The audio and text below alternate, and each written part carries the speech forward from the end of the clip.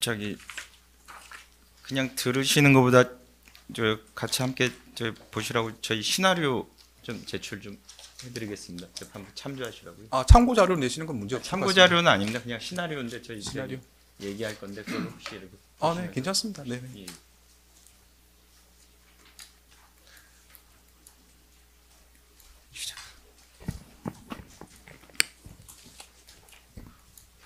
뭐 변호인들께서도 보시면 좋지 않을까 싶은데요.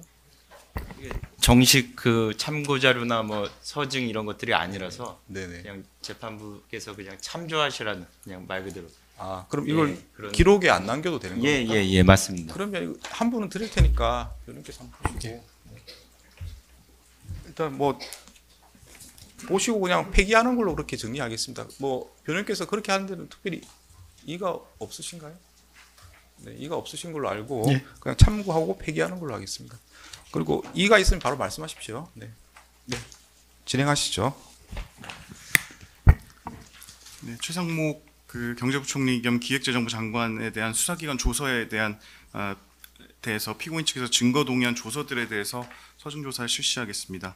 대상은 증거 목록 기준으로 순번 27번, 순번 54번, 순번 413번, 순번 553번 진술 조서, 553번 조서입니다.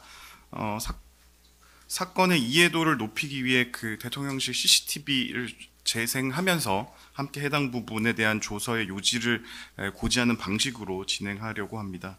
그 네 번의 조사 과정의 진술이 거의 중복되고 본건과 관련성이 제일 높은 특검 조서를 위주로 증거 조사를 진행하고 그 외 조서에 대해서는 간단히 요지를 말씀드리도록 하겠습니다.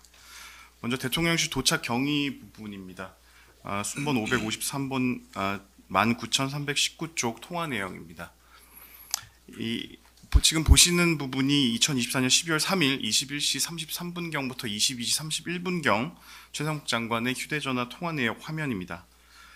최상목 장관은 2024년 12월 3일 21시 33분경 윤석열 대통령으로부터 걸려온 전화와 21시 34분경 강희구 부속실장으로부터 걸려온 전화를 받지 못하였고 21시 37분경 강희구 실장으로부터 걸려온 전화를 받고 대통령실로 이동하게 됩니다. 553번 19,320쪽 진술 부분입니다. 21시 37분경 강희구 실장과의 통화와 관련해서 당시 강희구 실장은 최상목 장관에게 어디십니까? 대통령께서 찾으십니다. 빨리 들어오셔야겠습니다. 라는 통화를 하였다고 진술합니다. 다음으로 19,321쪽입니다. 이후 윤석열 대통령과 통화 내용에 대해서는 윤석열 대통령과 그 걸려온 전화를 받지 못해서 최상목 장관이 다시 그 전화를 했는데 이때 윤석열 대통령은 최상목 장관에게 어디야? 라고 물어서 최상목 장관이 제가 갑니다. 라고 말씀드리고 통화를 종료하였다고 진술하고 그 최상목 장관이 집에서 대통령실로 이동하는 도중인 21시 46분경 강희구 실장이 다시 최상목 장관에게 전화를 걸어서 언제 도착하시냐고 물어서 최상목 장관은 이에 곧 간다라고 답변을 하고 통화를 종료하였습니다. 최상목 장관은 당시 상황에 대해 강희구 실장이 또 전화를 하길래 제가 속으로 대통령이 재촉을 하나 보다라고 생각을 했습니다라고 진술하였는데 22시를 기해 비상계엄을 선포하기 위해 국무회의 의사정족수를 채우고자 서두르는 상황이었음을 알 수 있습니다. 다음은 대통령실 도착 이후 비상계엄 선포 전 상황입니다. 대통령실 CCTV 복도 21시 57분 10초경 구간 재생하겠습니다.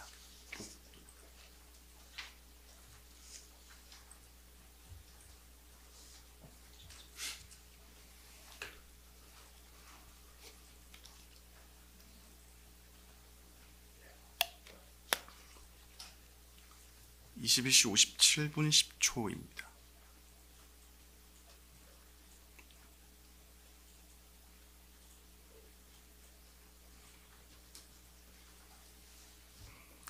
최상목 장관이 도착해서 5층에 내리는 모습입니다. 대접견실로 들어가지 않고 들어가려다가 바로 대통령 집무실로 들어가서 약 2분 정도 머무르게 됩니다. 그 집무실로 들어가는 모습입니다.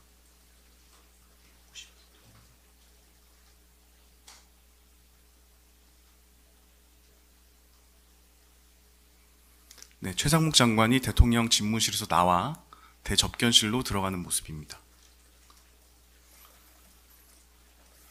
다시 553번 19,326쪽에서 19,328쪽 해당 부분 제시하겠습니다.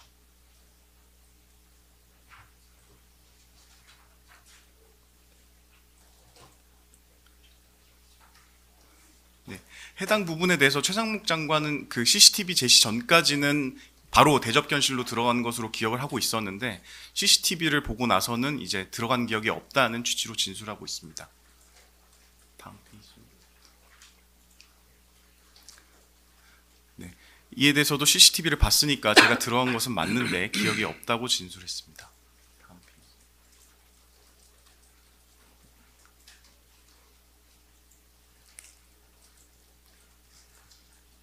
네. 그 대접견실에서 가자마자 대통령께 그 지시사항이나 어떤 비상계엄 선포와 관련된 얘기를 들었냐는 질문에 전혀 기억이 없다고 답변했습니다. 다음은 그 대접견실 CCTV 21시 59분 24초 부분 재생하겠습니다.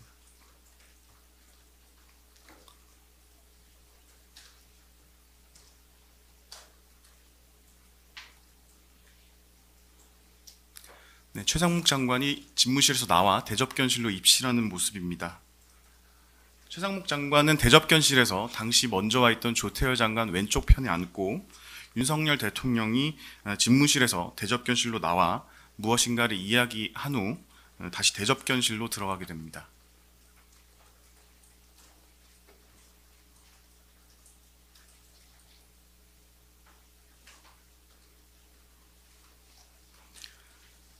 네, 증거목록 순번 553번 다시 19,330쪽 조서 해당 부분 제시하겠습니다. 최상목 장관의 도착으로 의사정족수 11명에서 3명이 부족한 상황이었습니다. 당시 상황에 대해서 최상목 장관은 누가 오고 있다, 연락해봐라는 말이 오고 갔던 것이 기억이 난다라고 진술을 하였습니다.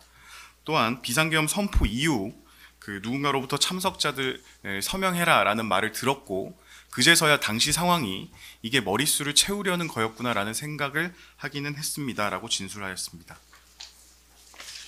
다음은 그 대접견실 CCTV 22시 03분 54초 부분 재생하겠습니다. 네, 송미령 장관이 도착한 모습입니다.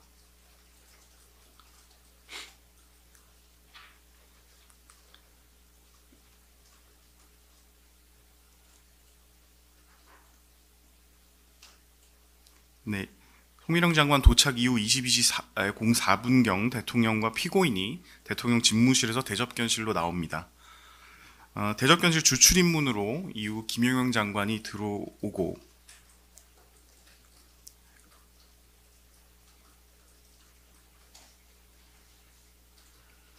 윤석열 대통령은 김용영 장관이 있는 주출입문을 통해 대접견실 밖으로 나가려고 하다가 대접견실 참석자 등이 이를 만료하는데 아직 의사정족수가 충족되지 않은 상황에서 비상계엄 선포를 만료하는 것으로 보입니다.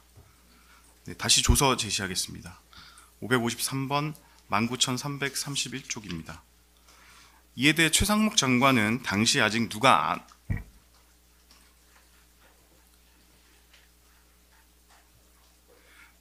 이에 대해 최상목 장관은 당시에 누가 아직 안 왔다는 취지의 이야기가 오고 갔고 저는 속으로 누구를 더 불렀구나라고 생각했던 기억은 있습니다. 라고 진술하였습니다. 19,332쪽입니다. 또한 최상목 장관은 누군가가 오고 있다라고 생각을 했고 저는 사람을 더 불러서 이야기를 하려나 보다 하는 정도로 알았다고 진술하였습니다. CCTV 22시 05분 28초 재생하겠습니다.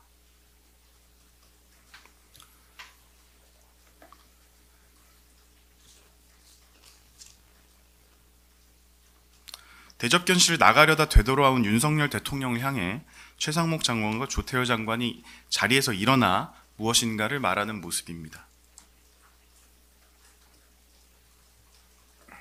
네, 다시 조서 19,332쪽 제시하겠습니다.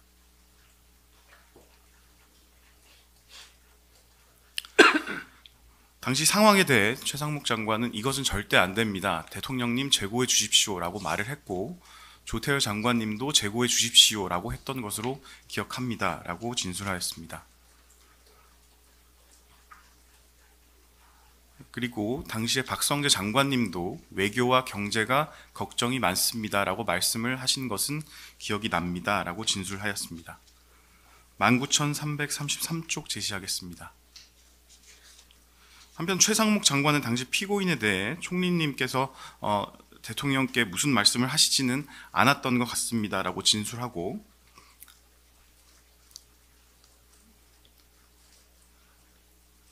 제가 총리님께 왜 안 하십니까? 라는 말을 한 것은 맞고 맞다고 진술한 점에 비추어 대통령을 적극적으로 말렸다는 피고인의 주장은 거짓인 것으로 보입니다. 다음은 대접견실 CCTV 22시 06분 40초경 제시하겠습니다.